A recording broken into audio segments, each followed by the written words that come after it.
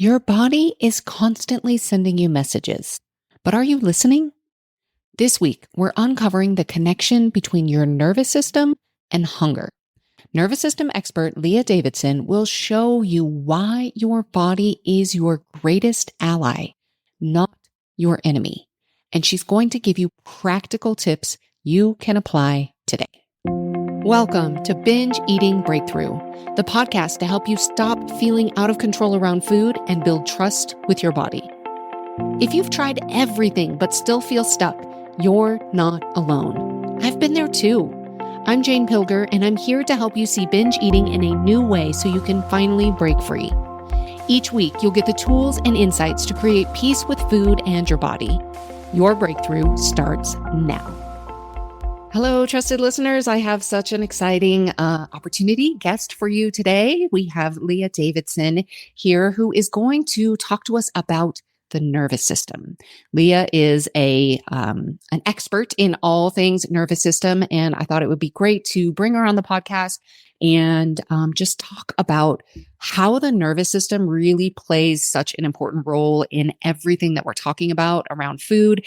And also while we're in this series around hunger, how the nervous system can really play into hunger. So Leah, welcome, and tell us a little bit about yourself for those listeners who may not be familiar with you.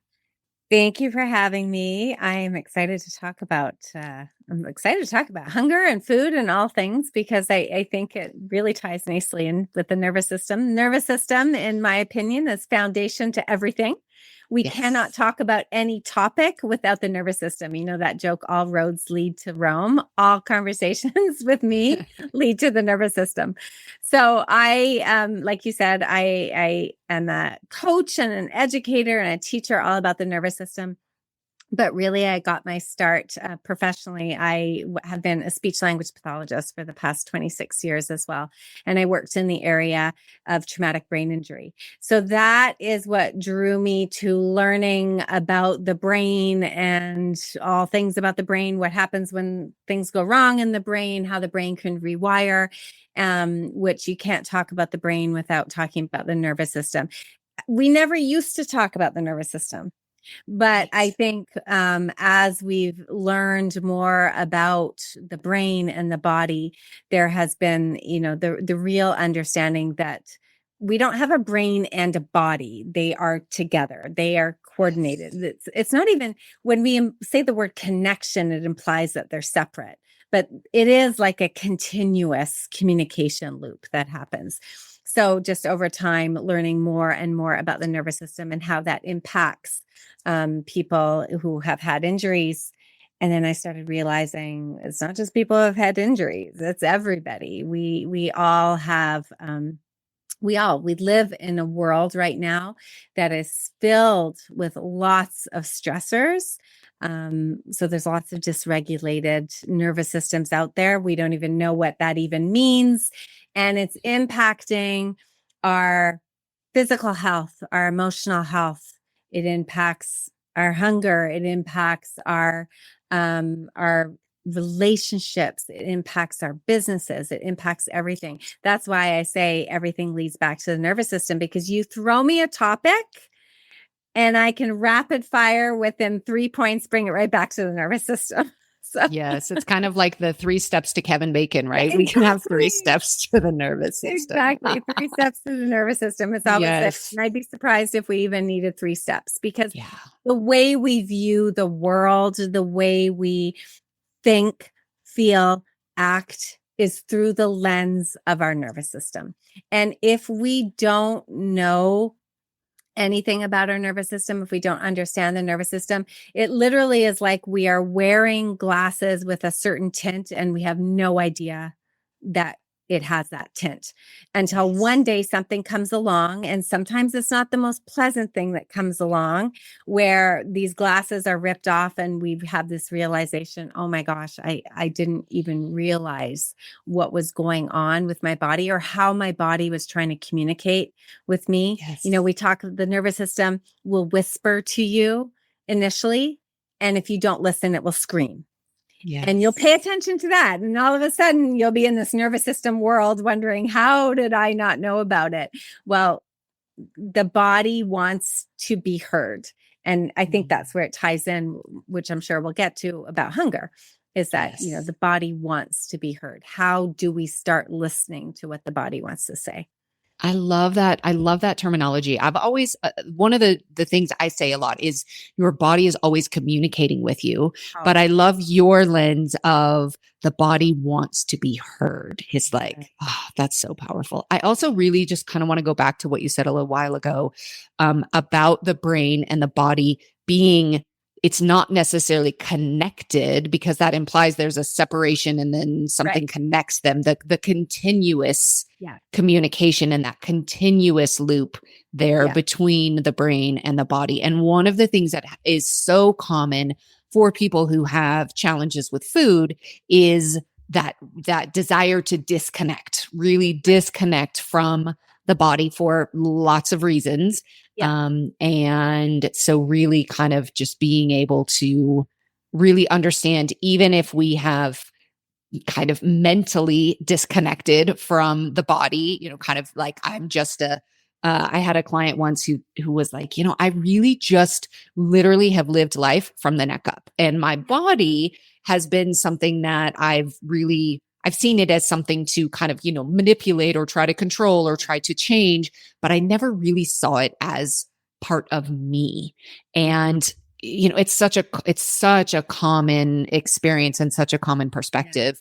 So when we can start to really learn about what the nervous system even is and start to see it for ourselves and make those connections, I know for me, it was a huge, huge piece of my recovery in binge eating, was really learning about the nervous system. Like, I thought I had it figured out with kind of some of the food stuff, and really looking at my thoughts and, okay, I can like kind of change the way that I'm thinking about things. And then it was actually, I started working on my business and building my business. And then all of a sudden, here I am like binging again. I'm like, what is happening? And then I learned about the nervous system. So for people who might be listening, who maybe don't have much knowledge about the nervous system, can you give us a primer? How do you describe the nervous system, and what do we need to know? Yeah. So, I mean, the nervous system is essentially how the brain and the body communicate with each other. And so it is made up of, different parts. We'll talk probably about the vagus nerve, but the main role of your nervous system is your survival. So and we're talking about the autonomic nervous system. So it is about your survival, and it is constantly looking at how to run all the things behind the scenes to keep you alive. So that's why it's in charge of your heartbeat, and it's in charge of your breathing, and it's in charge of your digestion and all those things. And because it's responsible for your survival, it is constantly checking in to see whether you are safe or in danger. And I think sometimes we assume that it's like one thing that it's checking, but the nervous system is like, it's multitasking. It's checking out what's happening in your environment. So looking at your senses, what do you see? What can you touch? What do you hear? And then it's checking in with what's going on in your body, which is where this piece of, when you're living head up only from your brain, you're missing out on all these cues, because your body is always sending you a cue. And I think if you stop and think about it, when you feel sensations in your body, do they feel good? Do they feel bad? What messages are they trying to communicate? So your nervous system is paying attention to that. Hey, her heart is racing, or she's got some cramping in her stomach right now, or, she's got some pain in a certain area. And it will label that as safety and danger. And then it's also picking up on what's going on relationally, what's going on between you and I. Like, our nervous systems right now, We may be having a conversation, but our nervous systems are communicating. Like my nervous system is watching you nod right now. And so it's sending me the message, it's safe to keep talking. Oh, this is somebody who's receptive. So all these things collectively, it forms almost like this opinion. And then it facts checks, it goes back and it like does this comparison. Have we ever had this experience before? Is this similar? And if it is an experience where maybe it wasn't safe. So say you were cringing or something, then my nervous system may be picking up. She's cringing. When has that happened? Oh, when you're younger back then. And it doesn't even, it's not conscious. I'm saying it as if we are consciously. It's not happening consciously. It's happening behind the scenes. And it's like a predictor. Oh, this is safe. Therefore I can do this. This is dangerous. Therefore I can do this. Based on whether, and this is what we call neuroception. I know, like it's based on polyvagal theory with Dr. Stephen Porges. He coined this term neuroception because it's not just cognitive, it's not just perception, it's what is going on around us, inside us, and between us. If it deems that you're safe, then there's no problem. We kind of go along our merry way and your thinking still stay on tack and you're able to, come up with all those emotions that we want to have. I want to be compassionate and curious and kind and resilient and all these things. I can do that when I'm safe. I can think logically. I can have good connections. I can reach out to people when we are in that safe state. But if there is something that has tipped it off for danger, and it has mapped out from the past, okay, this is familiar, the nervous system goes into a protective mode. Oh, there's something wrong here. And generally, when we first are in line of protection, we add energy to our system. Now, hopefully, we just add a little bit of energy. It's still safe. We take care of things. But often what happens is we add too much energy. And that too much energy either shows up in ways of aggression, so fight, or avoidance, get out of there, flee. And so you'll start to have not only your body will have the excess energy, which often brings excess tension. You feel yourself getting amped up, hyped up, but it shows up in your thoughts and your feelings and your actions. So it will show up like when I talk with people, the nervous system is very closely tied to your emotions, although it is not your emotions. When you are in a hyper state, which is this activation, your emotions are flavored with that energy. So aggression, anger, anxiety, worry, overthinking, like defensiveness. These are all things that have this air of almost danger, risk, edginess. That's when it has so much energy. That's sort of how it first starts to protect itself. Now, sometimes it will try and it's exhausting to stay in that state. And so it literally will say, I got to shut down. We got to conserve some energy. And it will drop down into a more hypo aroused state. It will do that. Or if it has assessed the situation to be so dangerous, it's just like, we're just going to shut down completely. And it will go into, again, it's still a protective state, but it's like a slowing down.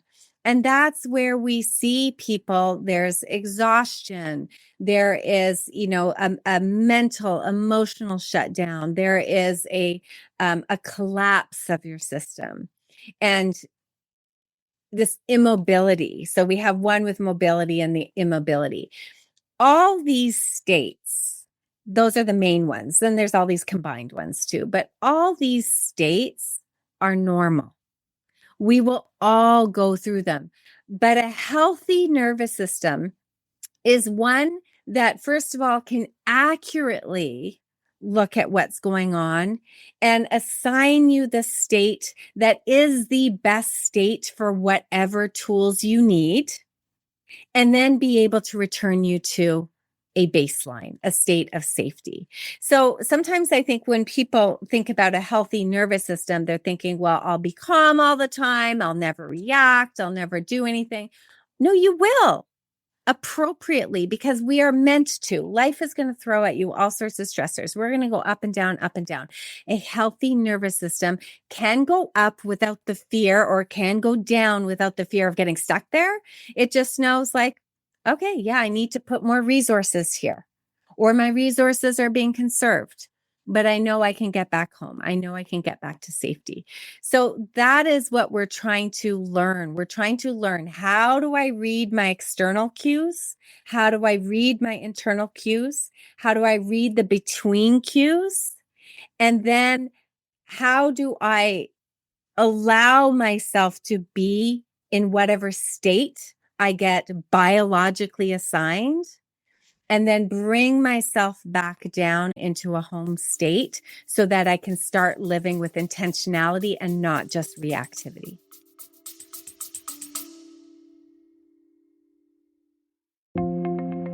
I want to tell you about something that could completely change everything for you this fall. You know that back to school energy when you're ready to learn and grow? What if this September, instead of starting another diet or buying another book that ends up collecting dust on your shelf, you finally had the support to create real, lasting change with food? Here's what I've learned. It's not about finding the perfect answers. It's about having the right support as you apply what you are learning. And that's why I'm offering the Binge Eating Breakthrough Book Experience. 7 weeks of guided support to help you actually apply the principles from my new book. For just $49, you'll join me and others who understand your struggle for weekly interactive sessions where we turn knowledge into real, lasting change. Because here's what I know. With the right support, everything can change. Head on over to janepilger.com/book to secure your spot. And if you're curious about the VIP experience that includes something that I teach now that isn't even in the book, you'll want to check that out too.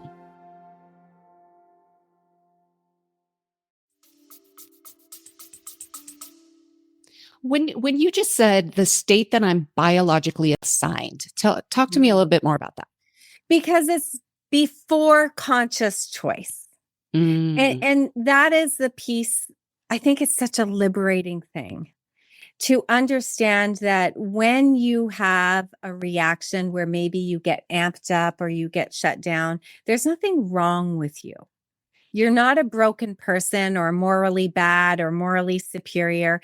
It just means that along the way throughout your life, your nervous system starts to develop in utero. So it's very tied to your mother's nervous system, which is tied to her parents. So there's a lot of stuff going on. There's a lot of DNA. It's also, as you're born, you have experiences all the way along. You brilliantly adapted to all these experiences, and you learned all these ways for your survival. And so as you got older, you just had these adaptations, and they're not deliberate adaptations. This is just what we learned. Your nervous system learned that this is how we survive. Okay, keep doing that.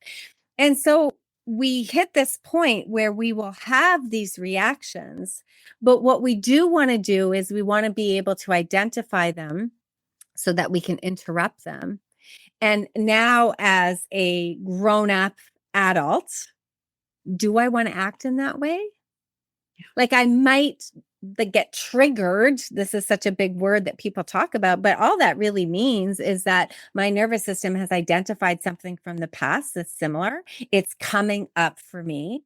I may get triggered with it, and I can't really help that trigger. Although with time, what happens is you start to notice your triggers are less and less and less as you continue to learn about your nervous system and regulating it. But can I interrupt it so that I can deliberately get my thinking brain, my rational brain, my CEO brain, which goes offline when our nervous system is activated? That's why I when people think like, well, it's a choice. No, if something is a choice, it means your rational brain, your thinking brain is online. We know that when you have a stress response, when you are in a situation that your nervous system deems as danger, the majority of the pathway to your thinking skills is cut off. Why? Because the goal is survival. I don't need to be problem solving and thinking and having a vision board and being calm and curious.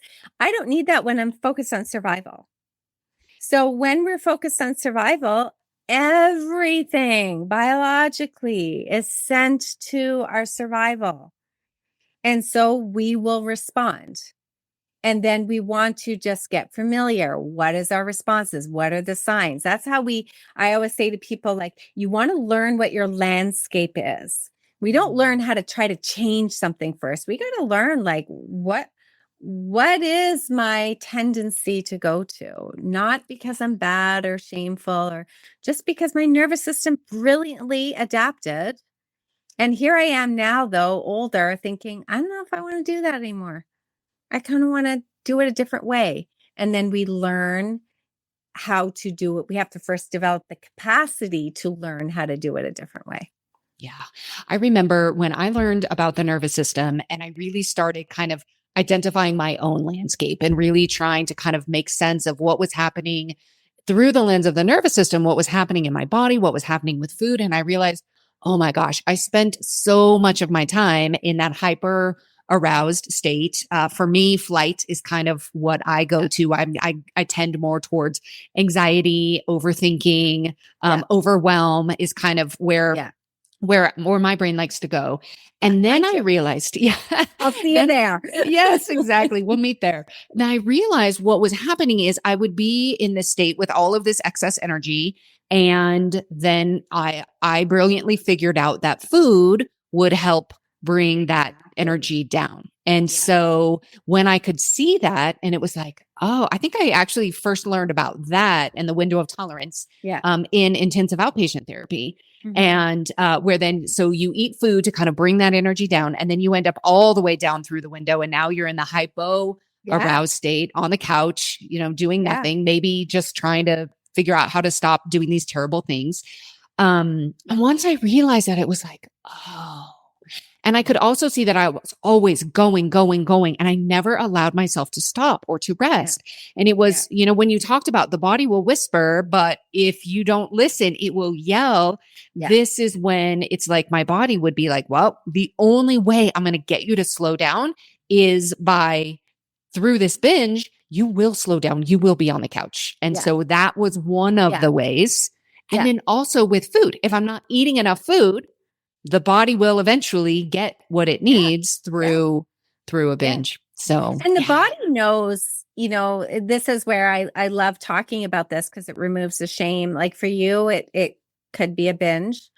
For other people, it is, digestive problems, irritable bowel syndrome. Some people it's migraines. Some people it's back pain. Some people there's a lot of chronic pain and a lot of chronic symptoms. Anxiety, a lot of things that will show up and it's getting your attention because it's clever. Like it's sort of like it's figuring out and it tries all these different things. And there's also like patterns. We probably watched our parents. Like that's why you see certain people, there's patterns like, oh yeah, I've got a family history of migraines or family history of gut issues. Mm-hmm. So it's sort of like I'm predisposed to certain things, but your nervous system also knows like, okay, it's kind of like the warning light goes on in your car.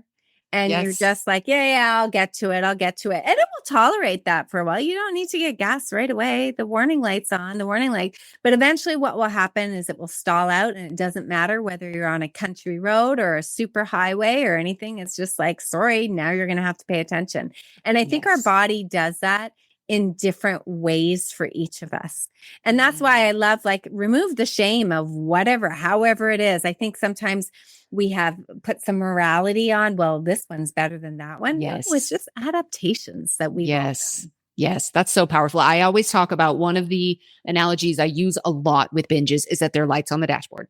They just tell us there's something going on under the hood. And if we can remove shame and judgment. Shame and judgment is that 50-pound weight that's on the hood. We can't even get under the hood to see. But once we can, if we can put shame and judgment to the side, then we can see what else is going on. And nervous system dysregulation is absolutely one of those things.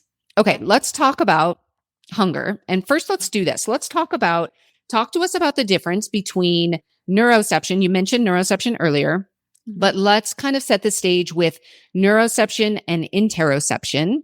And then we can kind of like go into hunger from there. Yeah.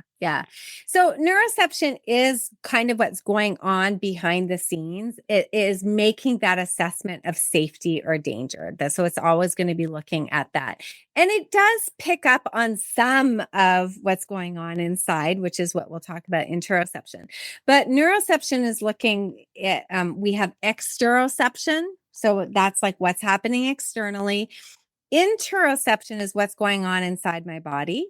And then neuroception takes the exteroception, the interoception, as well as our relational going back and forth. So it's looking at it. And its main role is to sort of see, like, am I safe here or am I in danger here? Like this is what it's picking up on. Interoception is basically being familiar with what are the sensations in your body. Different than emotions. Like sensations are sort of like that raw data that you have in your body. And then often what we do is we come along and we use emotions. We slap labels. Oh, those feelings mean I'm angry. Those feelings mean but before we get to those emotional things, we want to just start playing with what is going on in my body.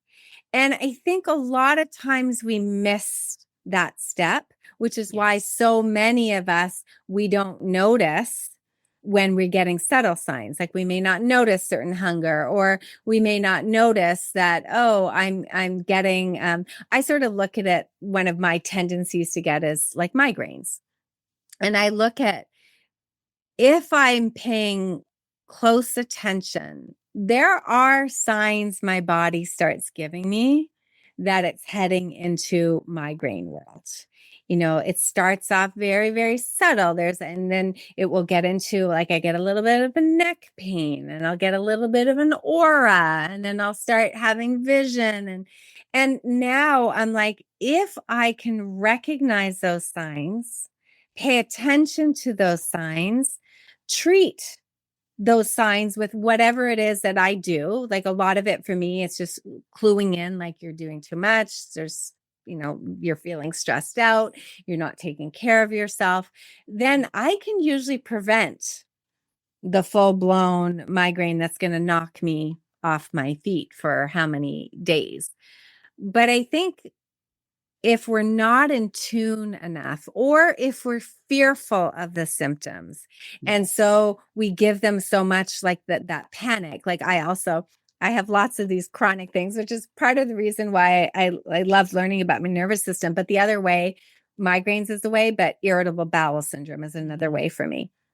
And I know what happens is, so maybe I will get like some rumblings. It is so easy to then just start spiraling. Oh no, what's going to happen? And you start having anxiety, as opposed to just going in and noticing, okay, I think maybe if I slow my breath down, what can I do to relax? My body is trying to send a signal to me. And if I'm paying close enough attention, which is what interoception is, do I notice not just like the pain and the obvious ones? Do I notice that my breath is changing? Do I notice how the fluttering, is my heart beating a little bit faster? Temperature, what's going on with that? All those things inside me.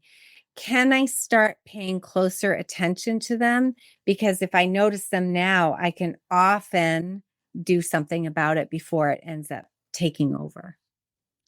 Yeah. So powerful. I was thinking about, to go back a little bit, when you were talking about the nervous system and talking about how, our nervous system is taking into account things that happened in the past, as well as, what's happening currently. one of the things that I think can really happen with hunger, particularly with somebody who has had a long history of struggle with food, is the relationship with hunger can be really fraught. I know for me, there were several things around hunger. I would be afraid to get too hungry because I had this idea that if I got too hungry, then I would binge.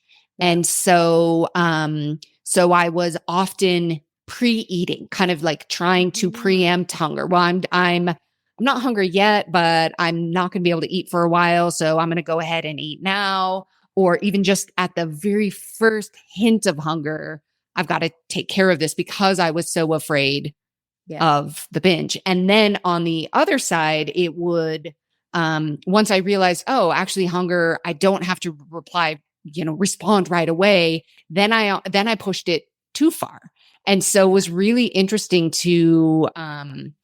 for me to kind of look at that. And I think a lot of people have that, whether, they've been on so many diets that any hint of hunger is kind of almost a connection to the nervous system of like, are you going to do this again? Are you going to starve me again? So there can be kind of that association. There can be so many kind of layers involved.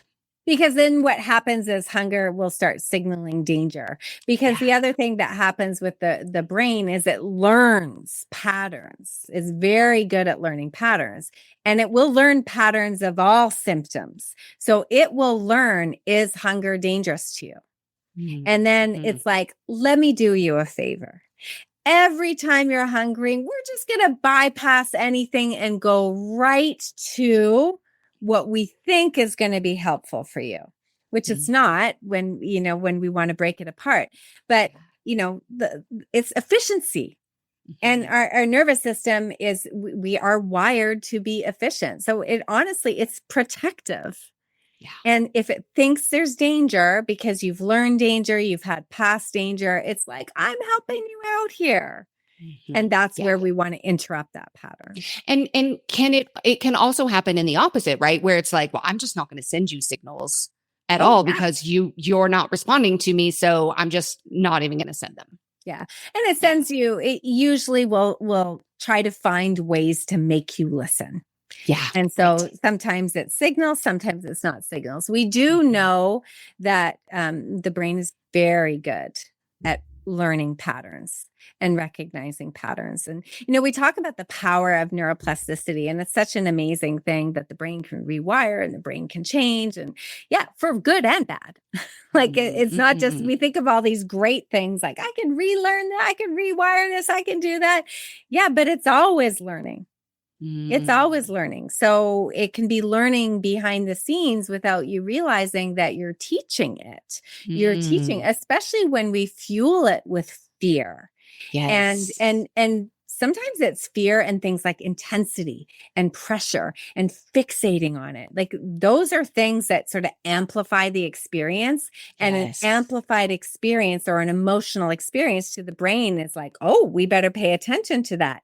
Even though we don't want it to create that pattern, we're doing it by how we focus so much on it. Yes. Okay. So let's break this down into practical things that our listeners can do. And so if we kind of combine what you talked about like getting to know your landscape, and then also what we can do as we're kind of exploring hunger, our relationship with hunger, this idea of, wanting to be able to rewire into, kind of different patterns, different associations. What are some practical things that our listeners can do? Yeah. One of the places I always like to start is I like to look at, we understand our landscapes. And then there's things I give the analogy of, it's like you're joining a sports team when you're learning about your nervous system. And when you join a sports team, you've got to be doing some things at home and you got to be eating, you got to be sleeping, you got to be getting your sunlight. So there's some basics. And then you want to be going to practice. And when you go to practice, this is where you're going to be like, doing some drills and doing some basic things that are building up your endurance and your strength and learning some techniques. You're going to learn some techniques that you're going to take when you go to the game. And then when you're in the game, there's certain techniques that you're going to want to have. Like you want to know if there's a corner kick, or if somebody, I can't even think of all this. I'm not a huge sports person, but like a foul, you got to know what to do. And so you want to be looking at, how do I support myself from the foundational piece? How do I support myself in a daily sense? And then how do I support myself in the moment? And I like to go to that in the moment place, because the in the moment place is, can I get good at doing three things? I call it the safety sequence. And basically it is can I become aware of the neuroception piece, stopping and asking myself, am I actually in danger here, or am I safe? Because I think a lot of times what happens is our systems are so protective. We think we're in danger a lot more than we actually are. Absolutely. Like everything. Yes. So it's asking ourselves, so that are we accurately neurocepting that we're in danger? Well, I'm sitting at my desk. I can see these lights. I can touch my desk. I'm not actually in danger in this exact moment, not 5 minutes ago, not in the future, in this exact moment. So that is that neuroception piece. And then I want to do some interoception. I want to get into my body. And when I get into my body, really the question is do I feel that I'm safe? And this is where we may notice I don't feel safe. And that's why we want to get, well, what is it about?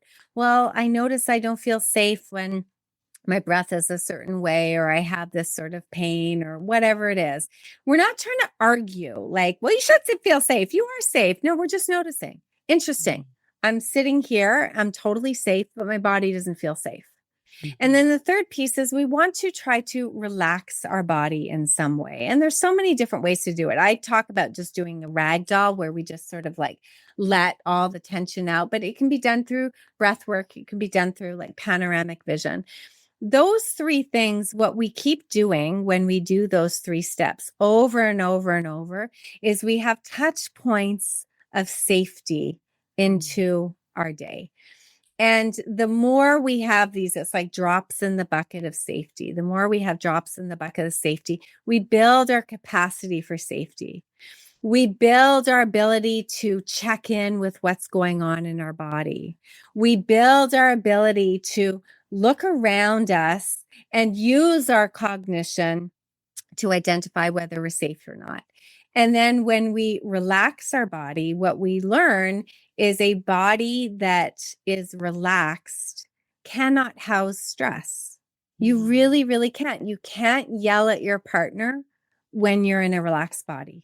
If you're in a fight with somebody, you're activated. There's energy.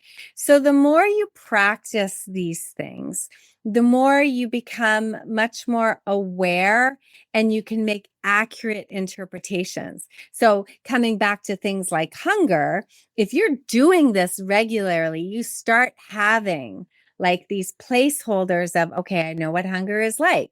Oh, isn't that interesting? This is what my body's telling me. What comes first? What comes next? So it starts giving you some data points that you can start looking at and learning, okay, how does my system respond when I feel myself activated, I bring it back down with these three steps. Feel myself activated, bring myself down, or vice versa. I feel that I'm low, I bring myself up a little bit, and keep playing with that. I love that. Two things that are coming to me as you're describing this. One is thinking about a person who hunger may not feel safe. And so I'm imagining somebody being able to go through this exercise. It's like, okay, am I safe right now? Well, I am. Like I'm here, I'm alive, I'm sitting here. Going into the interoceptive piece, like, but I don't feel safe. Yeah. It's like, and I can imagine just kind of putting myself in that situation. It's like, I can imagine this, like, I don't feel safe because I don't know when am I going to eat, or what am I going to eat, or, how much am I going to end up eating, or what might be there. And then that third piece of really inviting that, like bringing in some relaxation, like, okay, I can see how much relief that could bring. Number one, to just notice like, wow, I actually am okay, but internally doesn't feel Yeah. okay, but then to be able to bring some relaxation there, like that's amazing. So I love that that example. And then I was thinking about, I think I might have lost it. Ooh, I might have lost it. The other thing I was going to say, it'll come back to me if it was important. That's right. if it was for us, it will come back. Yeah. And the other thing is you need, and I use need in quotation marks because I don't want it to be you have to do it this way, because the nervous system needs an invitation. Really, it doesn't want to be forced. But you're going to be doing this. You feel dysregulated hundreds of times a day. Like it's normal to feel dysregulated. We just want to get good at identifying. It's almost like getting back to an analogy of driving. You're just checking your speedometer. I'm driving, it's on the gas. I check, I'm going a little too fast. I'm going to ease up on the gas. And then I'm going to add, I'm going to ease up.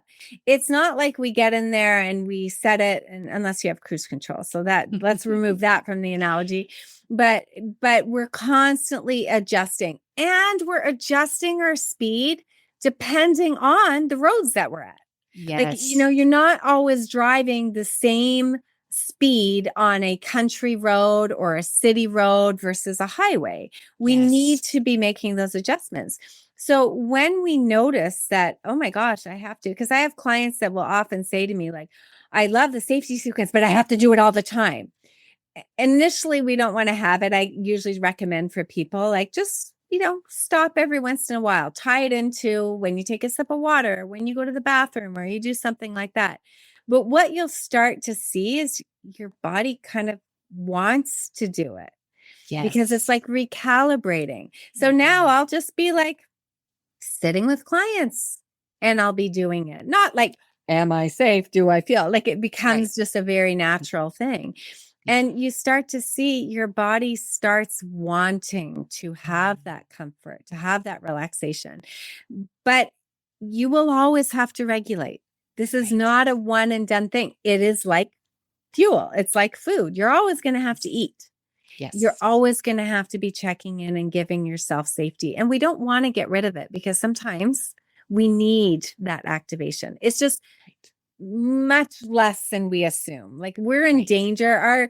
Our nervous system reads everything. Like, she looked at me the wrong way. She didn't answer the question right away. She said that. And we're always reading, and we read all that as danger. What's so powerful for me to think about is the difference in our bodies, though. Like when there's real danger, to go back to our driving analogy, right? When you're on the freeway and somebody, comes over into your lane like that, like that real, like not that the other one is fake, but it feels notably different. So it's interesting to be able to see that. The challenge with that is there are some people, like I think of like police officers and paramedics, and where they are in that state often. Which is why it does become very important for them to learn, how do I remain sort of vigilant in a relaxed body, so that I'm not, because this is why we have things like burnout is so high in these professions, because they're constantly on. What they need to learn is, how do I remain on so that I can confront all these threats that I genuinely am dealing with in a relaxed body. And that's why things like the safety sequence is essentially constantly self-regulating.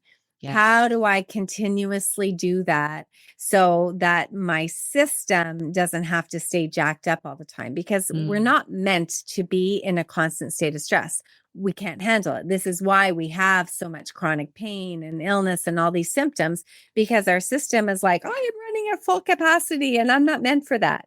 So we're trying to give it breaks as often as possible as we can throughout the day. But we still want it to like act when that car slips in our lane, or we step out onto a curb and we have to jump back. We don't want to numb that out. And we never want to regulate when we are actually in danger, which is why it is so important for us to actually ask that question, am I safe? because the majority of the time you are. But in the event you aren't, you don't want to calm your nervous system down. Right. You never want to try to regulate. You want to regulate enough so that you can have your thinking skills on, but you don't want to regulate when you're in danger to the point where you're not going to do anything. It's just, we're not in danger as much as we think we're in danger. Right. The thing came back to me. It was when you were talking about that we cannot, what was the way that you phrased it? It was about we can't be. You cannot house stress in a relaxed body. Yes, you cannot house stress in a relaxed body. Thank you. I was thinking about how powerful this is, specifically as it relates to binging, because binging, when the act of binging does not happen in a relaxed body. Right? We're very tense. We're hiding. We're, worried about what other people are, if anybody's going to see it or whatever it is. There's so much tension in the body. I can just close my eyes and imagine the tension there. So, I love this really practical application to bring some relaxation into your body. If we can't house stress in a relaxed body, I love the safety sequence. We're really checking in on, am I safe? Do I feel safe? And then bringing that relaxation in. So, so powerful. Amazing. Well, Leah, I could keep talking to you for hours. We will. I'm going to have you on my podcast so people can just come on over and we'll continue a conversation there. Well, and speaking of your podcast, tell us a little bit about your podcast. It is amazing. I am absolutely a regular listener. So tell us about your podcast. And also if people are like, I love this woman, I want to learn more. Where else? Tell us where people can find you. Yeah. Well, a great place to start is my podcast. It's called Building Resilience. So this is the kind of thing that we talk about all the time, all different ways of the nervous system. Like I said, to me, it's foundational. So any topic, people think, well, how do you come up with it? I'm like, I take any topic and then I'm like, how does the nervous system see that? So you'll find me. It's called Building Resilience. I also have a journal and I'm just about to launch my second stationery and I have a third one coming out. So I have a journal, which basically presents the whole framework that we talked about, how you learn your landscapes and then what are some things that you can do to create this 90 days of daily habits. I have the safety sequence in there with a little card to help remember. And then I have another product that's coming out all about creating your capacity to be safe, affirmation cards. And so I'm super passionate. That's available on Amazon. You can find me at Leah Davidson Life Coaching. That's on Instagram and, Facebook. And I have it's called a Nervous System Journaling Club, where it's combining the power of journaling and doodling, and community, because that's the other piece. I think that we heal in connections. We need other people. The more we share, and it really kind of normalizes, like what a relief it is when you hear somebody talk about some of the struggles that they're going through and like, that's what just being human is about. Yes. This is how it works. So yes, that's the number one thing that people talk about in our Cultivate group is just, I don't feel so alone. I've never had anybody to talk to about my food struggles or anybody who really understands what it's like. So powerful. Well, I will absolutely include links to all of the things you mentioned, all of the places. And Leah, thank you so much for being here and for just telling us so much about the nervous system. I agree with you. It is foundational to everything. So I know that this will just be so powerful for anyone who is listening. So thank you. Thank you for having me. If you're listening to this episode live in the fall of 2025, check out the Binge Eating Breakthrough book experience in the show notes. And if you're listening to this at a later time, that same link will take you to my book where you can dive deeper into everything we talked about today and start creating your own breakthrough with food. janepilger.com/